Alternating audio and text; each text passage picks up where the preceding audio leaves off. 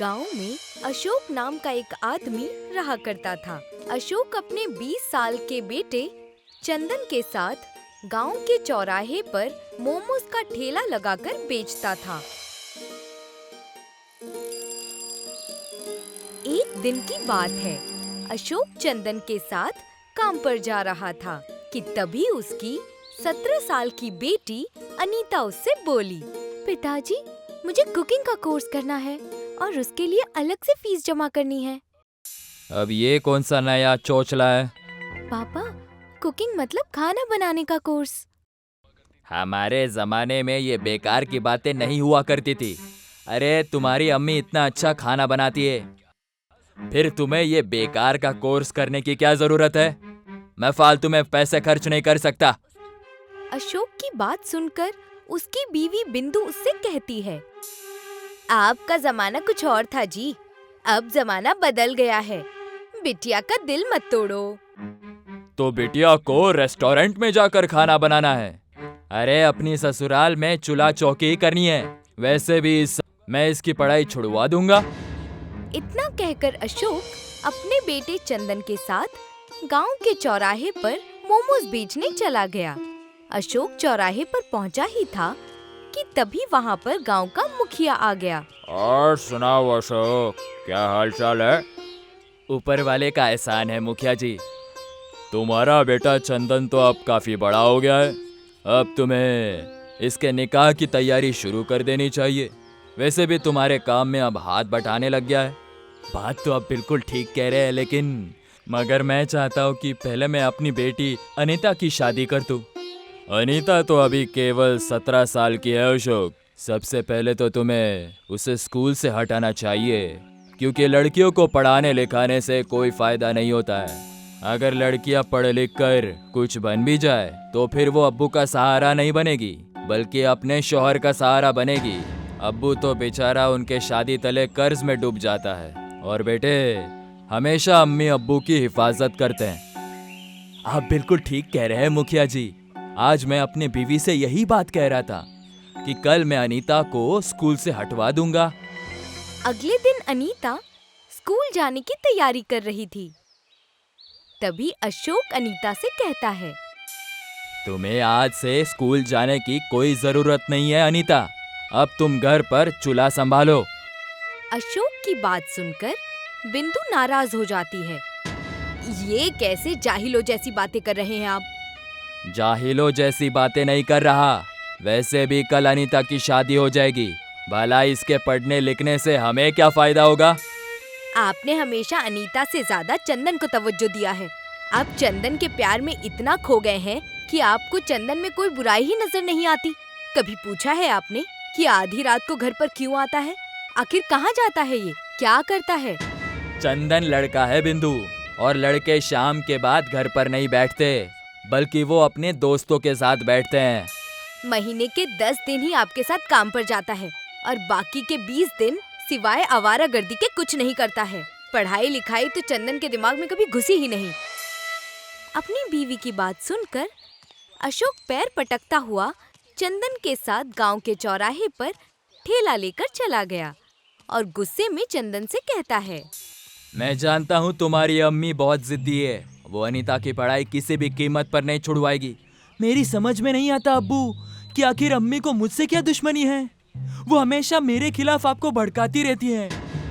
दिल छोटा मत करो। वो अभी जानती नहीं है ना कि लड़के ही अम्मी अब्बू का सहारा बनते हैं। लड़कियां तो पराई हो जाती है। वक्त ऐसे ही बीतता रहा। एक दिन अशोक चौराहे पर ठेला लेकर पहुंचा ही था कि तभी गांव का पंकज नाम का दबंग आदमी अशोक के पास आकर कहता है, तुम्हें जमींदार साहब ने याद किया है अशोक? जमींदार साहब को मेरी क्या जरूरत पड़ गई? ये तो तुम उन्हीं से जाकर पूछ लेना। अशोक तुरंत जमींदार की हवेली पर पहुंच गया। जमींदार अशोक की ओर देखकर कहता है, तुम्हारा बेटा झूठ बोलकर पिछले 2 साल से मुझसे पैसे लेकर जा रहा है। अब तक वो पूरे 10 लाख रुपए उधार ले जा चुका है। किस तरह का झूठ बोलकर? यही कि तुम्हें कैंसर है और वो तुम्हारा इलाज करवा रहा है।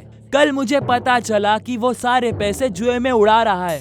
कल जब मैंने अपने पैसे मांगे तो वो कस्बा छोड़कर ही भाग गया। अब उसके रकम की भरपाई तुम पूरा करोगे। जमींदार साहब, मेरा बेटा ऐसा नहीं कर सकता। मैंने मेरे अब तक पूरे 10 लाख रुपए दिए हैं, वो भी लिखा पढ़ी से। मैं तुम्हें 10 दिन की मोहलत दे देता हूँ। अगर 10 दिन में मेरे 10 लाख रुपए मुझे वापस नहीं मिले तो फिर मैं तुम्हारे ही घर से तुम्हें धक्के देकर बाहर निकाल दूंगा। अशोक मुंह लटकाकर अपने घर पर आ गया और सारा मसला रोते हुए अपनी बीवी को बताने लगा। मेरी समझ में नहीं आ रहा बिंदु, अब मैं क्या करूं? मैं तो सड़क पर आ गया। अब मैं समझी कि चंदन रात में बैग लेकर कहाँ जा रहा था। वो भाग रहा था। गलती मेरी है बिंदु, तुमने ठीक कहा था। बेटे के मोहब्बत में मैं अंधा हो गया था। तभी अनीता अपने पापा से बोली, पापा आप मायूस मत होइए। चंदन भैया अगर आपका साथ छोड़कर चले गए तो क्या हुआ, मैं हूँ ना आपके साथ। लेकिन बेटी, तुम कर भी क्या सकती हो? पापा, माँ ने मुझे चुपके से कुकिंग कोर्स के लिए पैसे दिए थे। मैंने एक प्रैक्टिकल करके नई डिश बनाई है। मोमोज अब पुरानी डिश हो गई है। कल मैं गांव के बाजार में आपके साथ पान वाला डोसा बेचूंगी। बस आप मुझे बाजार से पान खरीद कर दे दीजिए। लेकिन बिटिया, जमींदार ने सिर्फ 10 दिन का वक्त दिया है। फिक्र क्यों करते हैं? हो सकता है कि बिटिया के बनाए हुए पान डोसा जादुई साबित हो।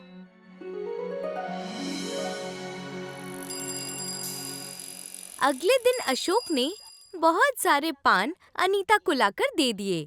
अनीता ने सारे पान बारी बारी पीस कर एक पतला लेप बना लिया और अपने पापा के साथ बाजार में चली गई। बाजार में अनीता ने एक बड़ी सी कढ़ाई में गरम तेल डालकर पान का लेप डाल दिया। कुछ ही वक्त में वो एक चपाती जैसा बन गया और उसे डोसे का आकार देकर ऊपर से बहुत सारा मक्खन लगा दिया। कुछ ही वक्त में अनीता के बने हुए पान डोसे की महक चारों ओर फैल गई। तभी एक ग्राहक दौड़ता हुआ वहाँ पर आकर बोला, ये किस तरह का डोसा है? ये पान डोसा है। इस तरह के डोसे के बारे में तो ना कभी मैंने सुना है और ना कभी खाया है। एक बार जब इसे खाकर देखोगे तो इसका स्वाद कभी नहीं भूल पाओगे। एक डोसा कितने का है? डोसा 50 रुपए का है। मैं अपनी मालकिन के साथ यहाँ पर आया था, मैं अभी उन्हें यहाँ पर लाता हूँ। कुछ वक्त में वो ग्राहक एक खूबसूरत और सभ्य दिखने वाली औरत को वहाँ पर बुला लाया। वो सभ्य औरत अनीता से बोली, मैं पड़ोस के गांव के जमींदार की बीवी कजरी हूँ। 3 दिन बाद मेरी बेटी की शादी कलेक्टर से हो रही है। मैं इस गांव में किसी रसोइये की तलाश से आई थी जो कोई नया डिश बना सके। लेकिन तुम्हारा पान डोसा देखकर मुझे यकीन हो गया है कि इससे नई डिश कोई नहीं बना सकता। क्या तुम मेरे सारे बारातियों के लिए पान डोसा बनाकर तैयार कर सकती हो? हाँ हाँ, कर सकती हूँ ना। बस आप एक बार मुझे मौका देकर तो देखिए। ठीक है, अगर तुम्हारे बनाए हुए पान डोसा मेरे घर आए सारे बारातियों को पसंद आए तो फिर मैं तुम्हें इस काम के 15 लाख रुपए दूंगी। चलो मेरे साथ। अनीता अपनी माँ और पिता को लेकर कजरी के साथ उसके गांव में बनी हुई हवेली में चली गई और मेहनत से पान डोसा बनाने में जुट गई।